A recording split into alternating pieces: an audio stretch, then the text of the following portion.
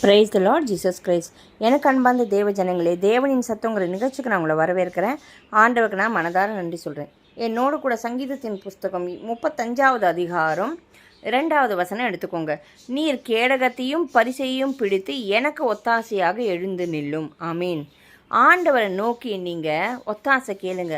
நமக்கு ஒத்தாசை எந்த மனுஷங்களோ சூழ்நிலைகளோ பணமோ பட்டமோ பதவியோ இல்லை, தேவன்தான். எப்படி அவர் நிற்கணுமா, அவர் கேடகத்தையும் பரிசையும் பிடித்து கொண்டு நமக்கு ஒத்தாசையாக எழுந்து நில்லுங்கப்பா, எனக்காக யுத்தம் பண்ண வாங்கப்பா. நமக்கு சில பகைஞர்கள், சத்ருவின் கிரியைகள் எதெல்லாமோ நம்ம வாழ்க்கையில் வரலாம்.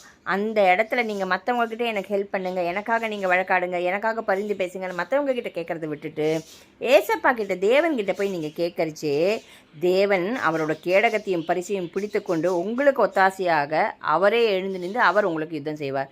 நிச்சயமாக அந்த விஷயத்தில் தேவன் எழுந்து நின்று யுத்தம் செய்யறச்சே அவரை எதிர்த்து நிற்கத்தக்கவன் யார்? எல்லாரும் அவருக்கு முன்பாக தவிடுபடியாகிடுவாங்க. தேவன் ஜெய கிறிஸ்து அவர் ஜெயித்தது போல உங்களுக்கும் அவங்களுக்காக யுத்தம் செஞ்சு ஜெயத்தை தருவார். ஆமீன். வாங்க நம்ம ஜெபிப்போம். நீங்கள் செய்ய வேண்டியதெல்லாம் ஒன்று தான்.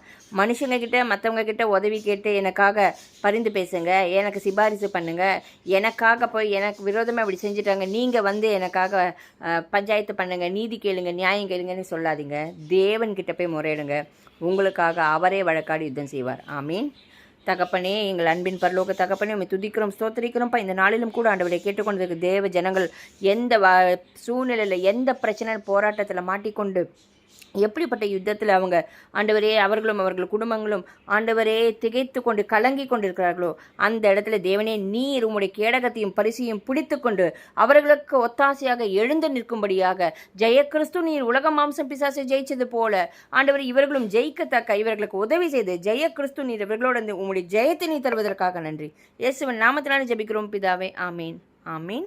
God bless you.